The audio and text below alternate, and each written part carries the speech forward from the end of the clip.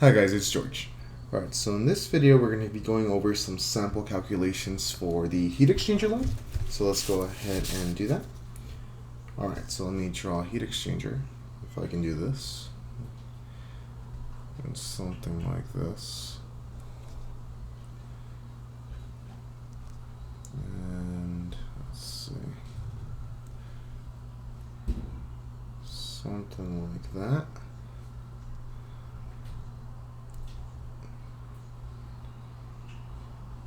A little bit longer, and something like that.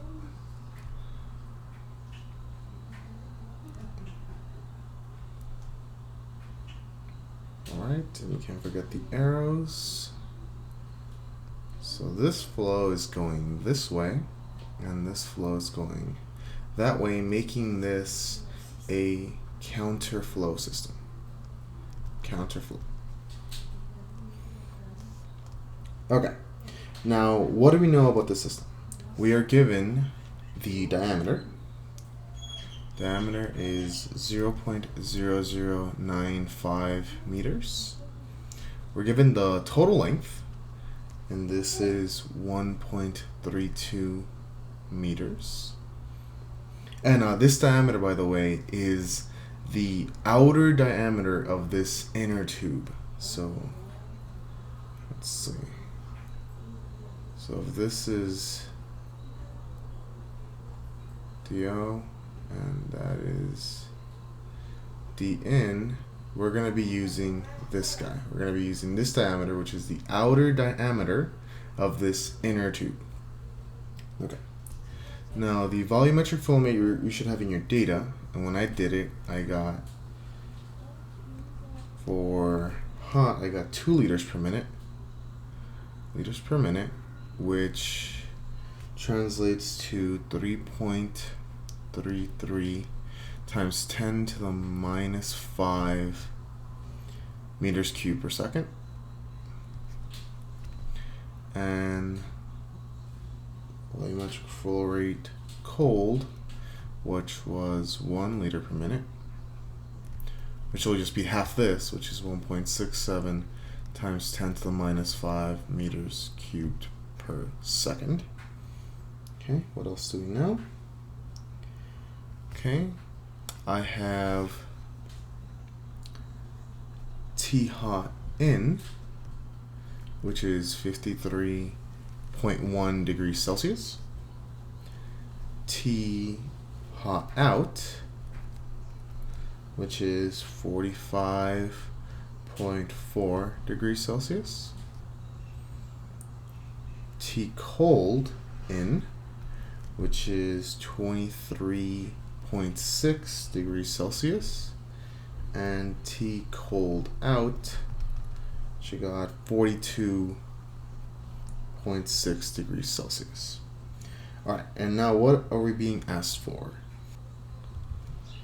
They want the overall heat transfer coefficient, the number of thermal units, and the heat exchanger efficiency for a counterflow heat exchanger. Alright, so you want overall heat transfer coefficient, number of thermal units, and heat exchanger efficiency. So all these are unknowns, and we would like to know what these are. Those are question marks, by the way. Okay, so now we have stated the problem. Now let's go ahead and do stuff so we can get these answers. So let's go ahead and clear all this. And let's use this equation, which is given to us. This giant equation. We're going to use this to get our heat transfer. So let's go ahead and do that. So let's write the equation now, which is this: mass flow rate of the hot times CP of the hot times T hot in minus T hot out. That whole thing equals cold times CP cold times T cold out minus T cold in, and it makes sense that these two would equal each other since it's a heat exchanger.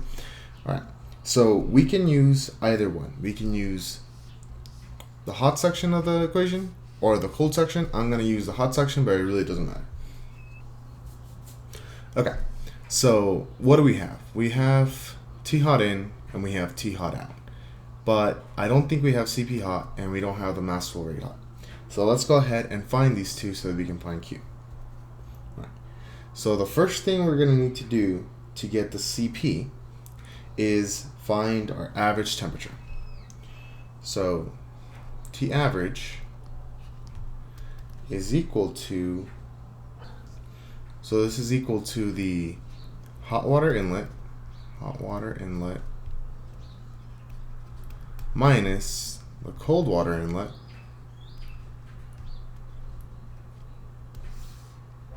over 2, which is just saying T hot in minus T cold in on 2. Okay, so what are those? This is 53.1 minus 45.4 on 2, so I get T average of 49.25, which I'm going to round up to 50 just to make it simpler, because on the tables everything goes by increments of 10, so this is just really close and it's fine. Alright, let me clear all this.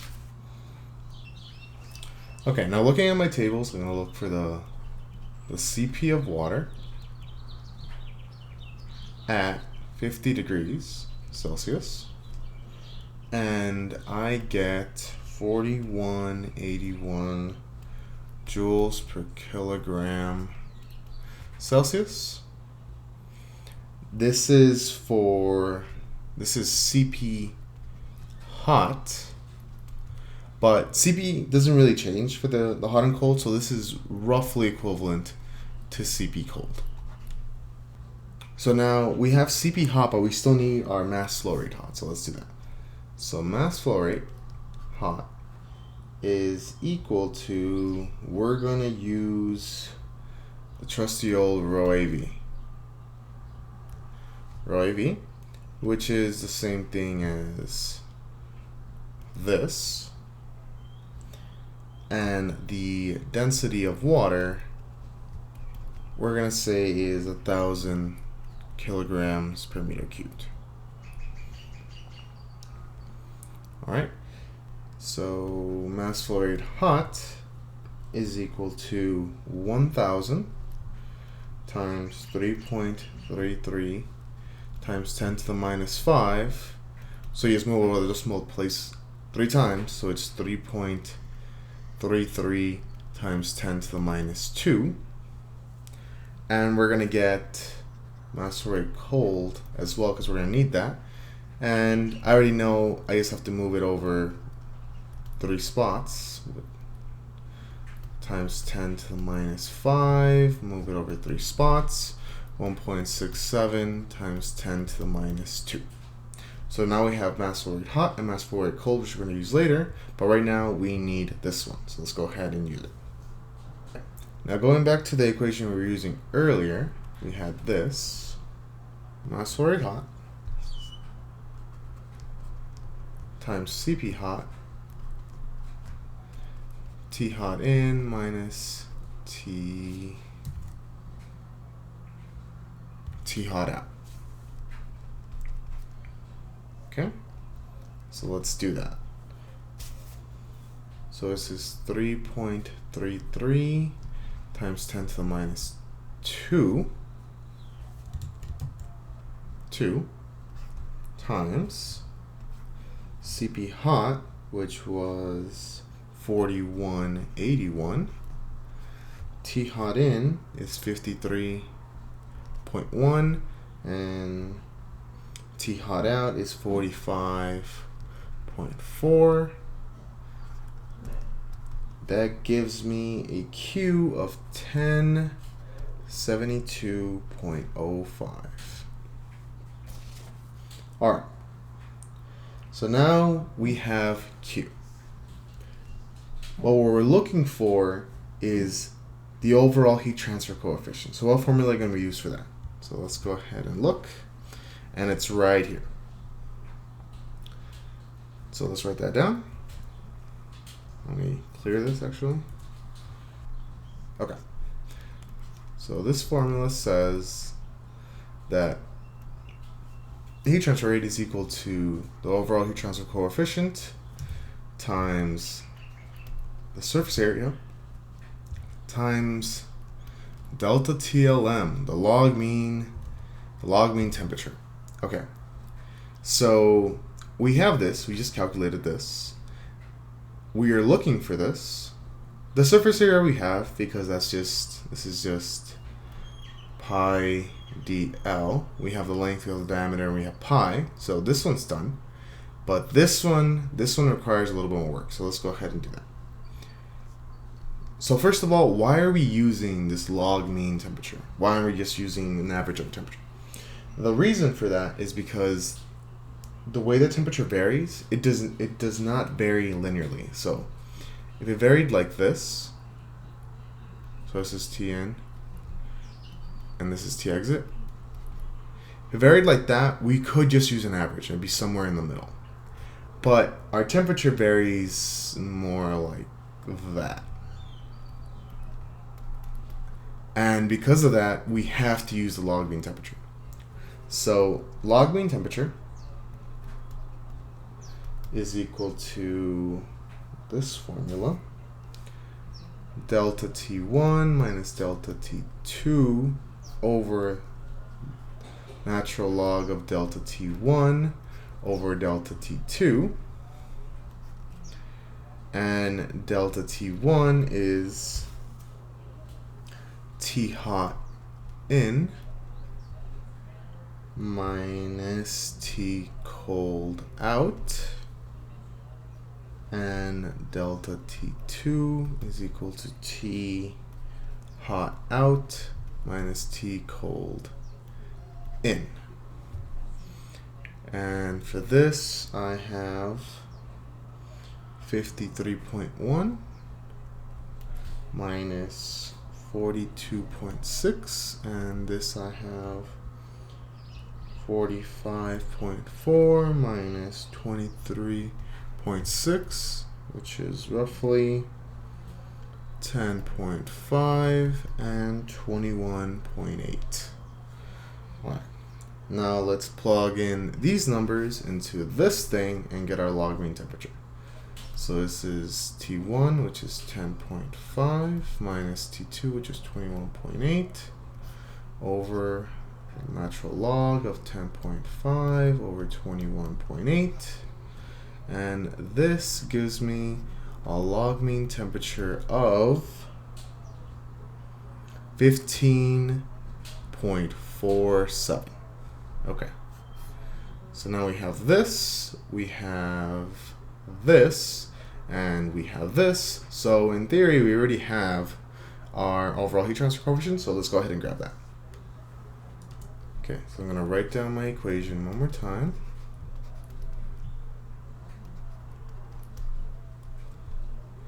And this is, we already know our heat transfer rate. So this is 1072.05. This is equal to U times pi times D times L, 1.32, times 15.47.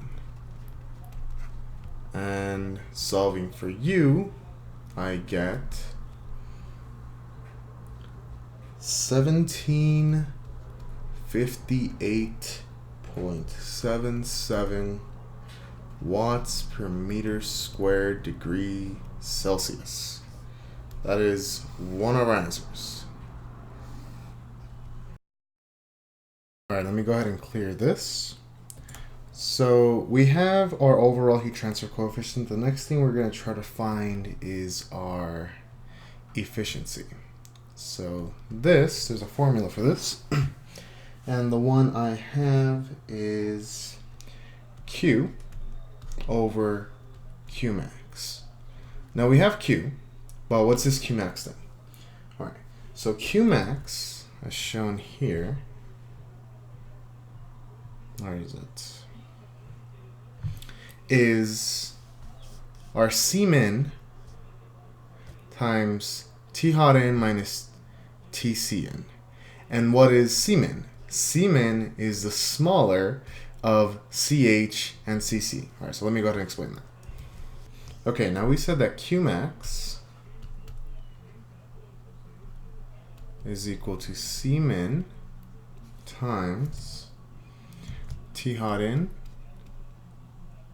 minus T cold in, and Cmin smaller of CH and CC. So C hot and C cold.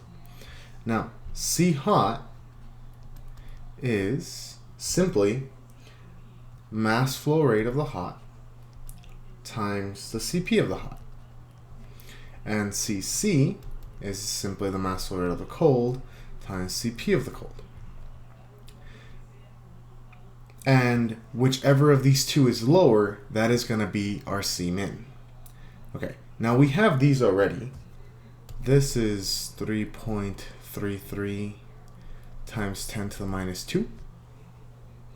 And this is 1.67 times 10 to the minus 2. Our CP is 4181.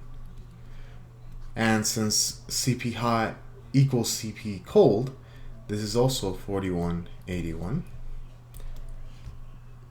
So I get for C hot 139.2 and 69.6.